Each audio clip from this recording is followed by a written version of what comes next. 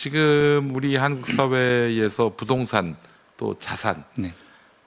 이거면 모든 게 다 우월하다. 모든 것에 다 우월하다. 이렇게 생각하고 있는 사람들이 많습니다. 네. 또 사실 부동산 자산 뭐 이런 것들로 결국 사람의 그 계급이 달라지고 미래가 달라진다라는 인식은 거의 상식에 가까워졌는데 이 문제를 해결해야 뭐 연대의 본능이 다시 살아나기도 하고 네. 공동체 세상으로 우리가 갈 수 있지 않을까요? 그 자본주의를 극복할 수 있지 않을까요? 제가 이 부동산 문제를 잘 모르기도 하거니와 되게 원론적으로 과거에 그 팟캐스트 때는 말씀을 많이 드렸었는데 지금은 사실 조금 조심스러워진 면이 있습니다. 뭐냐면 부동산에서 얻는 소득이 불로소득에 매우 가깝다는 데 대해서는 생각이 조금 더 변함이 없고요. 네. 아주 궁극적으로는 과세를 강화를 해서 문제를 해결하면서 그 재원을 뭐 기본소득의 재원으로 활용한다거나 그렇죠. 조금 더 나은 복지 재원으로 활용해야 된다는 생각은 변함이 없는데 네.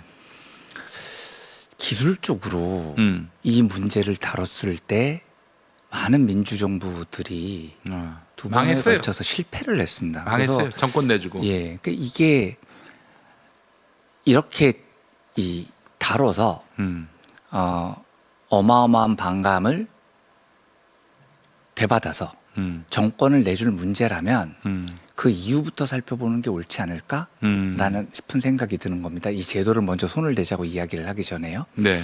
이렇게 생각을 해보면 이런 문제인 것 같아요. 제 말이 맞을 수도 있고 틀릴 수도 있는데 우리나라가 복지 제도가 충분한 나라가 아니어서 사실 노후 대책이라고 하면 딱히 돼 있는 게 없지 않습니까? 그렇죠. 예. 그러니까 집 한 채 말고는 노후 대책이 없는 분들이 부쩍 있습니다. 그렇습니다. 그러면 지금 말씀해 주셨듯이 집 한 채 말고는 노후 대책이 없는 그 집 한 채가 대부분 중산층 민중들 혹은 집 한 채를 사는 것을 목표로 하는 민중들, 집 한 채를 가지고 있는 민중들 모든 분들에게 이것이 어떤 나의 복지 제도, 나에 대한 노후 대책이라고 지금 설계가 돼 있는 게 아닌가 싶어요.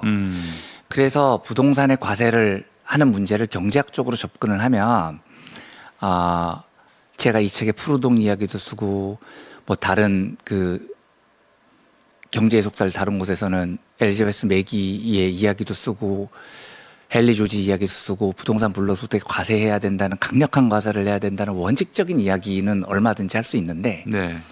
지금은 일단 우리가 국민들이 내가 늙어도 혹은 내가 실직자가 돼도 사회적인 연대 속에서 얼마든지 보호받을 수 있다라는 확신을 먼저 갖추는 게 좋을 것 같습니다. 부동산 이외에는 대안이 없기 때문에 예. 그러니까 지금 이 나라가 너무 불안한 게 내가 지금 이 살고 있는 이 루트에서 벗어나면 내던져지는 순간 죽는다라는 공포가 맞아요. 너무 강해요. 예. 또 그 공포를 예. 일부러 조장한 측면도 그런 있어요. 면도 자본주의가. 있고요. 그리고 슬프게도 이 민주정부의 영속성이 이게 민주정부가 들어섰을 때 조금 더 평등한 세상을 만들고 조금 더 인간적인 세상을 만들고 이런 노력들을 다 기울여 왔지 않겠습니까? 네. 그런데 이게 영속성이 뚝뚝 끊기다 보니까 예. 이게 뭐 어차피 5년 뒤에는 돌아가는 거 아니야? 이런 네. 생각들이 있어서 네. 복지와 생애에 대한 확신을 아무도 못 갖고 있는 상태인 아하. 것 같습니다.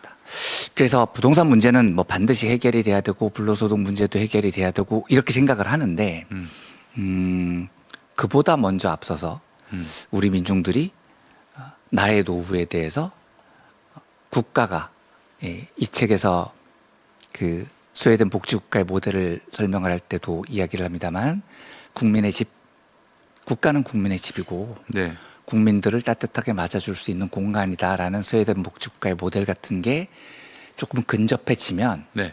훨씬 더 부동산 불로소득 문제에서도 좀 접근하기 쉽지 않을까 생각을 합니다. 이 현실은 현실이니 네. 부동산 문제를 네. 어떤 그 이념적인 잣대로 판단하는 것은 그러니까 이게 좀 솔직히 무리가 제가 있다. 겁이 많아서 그럴 수도 있어요. 이 문제를 건드리니까 예. 정권이 한번 휘청하는데 네. 당연히 저는 이 문제를 건드려야 된다고 생각했던 굉장히 원칙론자였는데 네. 이 겁이 나는 게, 이게 윤석열 3년을 겪어보니까요. 이건 진짜 정권이 넘어가는 게 이게 예, 보통 이건, 문제가 아니야 네. 이게. 와, 이게 너무 고통스러워서 음. 일단 우리 민주정부가 좀 영속성을 가질 수 있는 토대부터 마련해야 되겠다. 제가 조금 그런 면에서는 겁을 먹었습니다. 이제는 정권을 못 넘겨주겠다는 생각이 훨씬 더 강해졌어요. 제가. 네. 아주 중요한 어떤 고민거리가 된 것 같아요. 사실 지금의 저출산 문제 같은 경우도 네. 미래에 내가 어떻게 될지 모르는, 내가 그냥 내 던져지는 네. 벼랑 끝에 내 던져지는 그런 존재가 될 가능성이 있다는 그럼요. 점에서 네. 뭐 연애에 대한, 결혼에 대한, 미래 설계에 대한 그 어떤 꿈도 그리지 못하는 그런 네. 구조가 돼버렸단 말이죠. 우리가 연대에 힘이 있다면 네. 내가 좀 잠시 아파도 잠시 쉬어도 그럼요. 그래도 기댈 언덕이 있으니 그래도 미래를 너무 걱정하지 말고 가보자 이런 마음이 들 텐데 지금은 그렇지가 않아. 네. 완전 각자 도생의 시대에 우리가 살고 있으니까. 음. 자본주의를 혼자일 수 없는 시스템이자 구조적 폐허라고 분석하셨죠. 네. 네. 네. 그 현대인이 겪고 있는 번아웃이라든지 비교 불행, 네.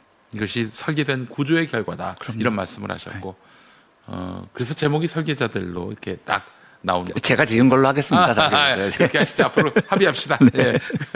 그래서 선배님, 이 자본주의를 우리가 반드시 넘지 않으면은 우리에게는 이제 그냥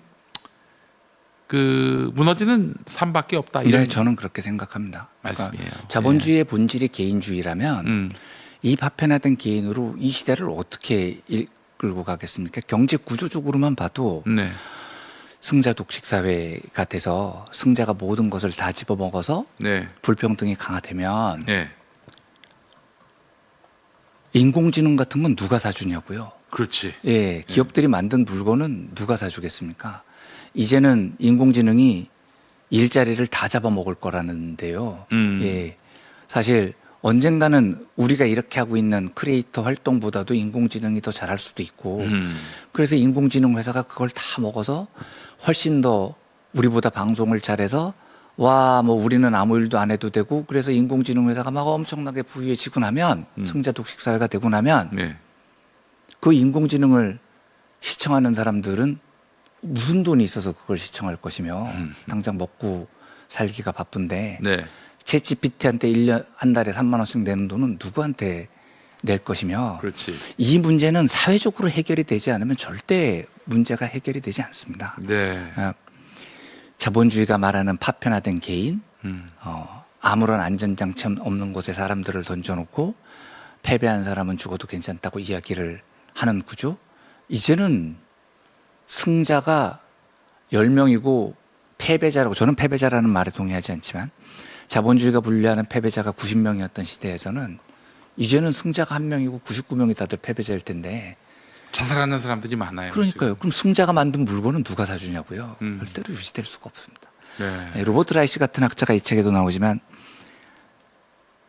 매우 진보적인 학자임에도 불구하고 자본주의를 때려부수자, 그 로버트 라이시의 책 제목이 자본주의를 때려부수자가 아니라 자본주의를 구하라입니다. 이대로 두면 망하는 거죠. 그렇지. 예, 제가 자본주의를 막 다 때려 갈아엎고 레닌처럼 막 국가사회주의 이런 식견이 있거나 그런 그 길이 있는 게 아닙니다. 적어도 지금 자본주의로는 유지될 수 없어요. 그러면 자본주의를 구하는 방법이라도 찾아내야죠. 모색을 해야 된다고 생각합니다. 자본주의도 네. 이런 진화라는 표현이 그럼요. 맞는지는 모르겠습니다만은 네. 계속 분치를 합니다. 네, 그리고 좀 더 스윗해지려고도 하고요. 네. 이런저런 또 꼬드김도 꼬드김의 기술도 늘어나고요. 네. 그런 자본주의가 갈수록 네. 좀 더 이상 부정적인 이미지를 남기지 않기 위해 애를 쓰고 네. 있는 건데 가짜 아닌가요? 그러니까 당연히 가짜인데 네. 그 가짜, 분칠, 여러 복지제도가 도입이 됐었던 게 2차 세계대전 이후부터 한 1970년대까지 이때 네. 미국이 진짜 끝내주게 잘 살았습니다. 네. 우리가 알고 있는 많은 복지제도들이 도입이 되고요. 예. 그리고 유럽도 그때 영광의 30년이라고 네. 불릴 정도로 어마어마하게 잘 살았었고요. 그때 그런 이유가 그 소련 같은 사회주의 국가들이 있으니 그 사회주의 국가들의 견제를 피하기 위해서 음. 우리도 완전 시장 경제가 아니라 네. 분치를 목사님께서 어느 얘기하신 정도 대로 한 국가가 거죠. 개입하는. 개입도 하고 뭐 복지제도도 마련하고 이러면서 자본주의가 영광의 30년 최전성기를 달렸는데 네. 사회주의 붕괴 이후에 신자유주의가 도입된 이후 지금까지 한 45년간의 시간을 쭉 보면 그리고 피케티의 분석대로 그걸 훨씬 더 늘려서 보면 어떤 지금까지의 분칠도 아주 장기적으로 보면 계속해서 불평등이 늘어나는 형국을 막지 못했다는 겁니다. 그러니까 지금은 분칠을 해도 좀 좋다고 생각합니다. 구조적으로 바꾸자고 얘기를 해도 좋다고 생각을 하고 뭐 혁명을 하자고 해도 좋다고 생각을 합니다. 그중에 저보고 뭘 선택할 거냐고 물어보신다면 저는 잘 모르겠어요. 그 정도 식견은 안 되는데 적어도 한 가지 확실한 건 분칠을 해도 좋고 자본주의를 개혁하자고 해도 좋은데 개혁을 분칠을 좀 세게 발라야 됩니다. 그러니까 적어도 이 루즈벨트 대통령이 벌였던 뉴딜 정책 이후에 미국이 보여줬던 영국이 베버리지 보고서를 만들었던 그 시절에 요람에서 무덤까지라는 복지 정책을 영국이 처음 만들거든요. 이 책에도 나오지만 그 정도의 사상을 가지고 분치를 세게 해서 우리가 자본주의라는 시스템 안에서 살겠어요. 하지만 그 자본주의 시스템 안에서 사는 모든 사람들을 사회 구성원으로 인정하고 그 사회 구성원들을 우리의 기준으로 낙오했다고 버리거나 죽이지 않고 함께 사는 방법을 모색하겠어요라는 걸 좀 진정성 있게 바라봐야 된다고 생각을 합니다.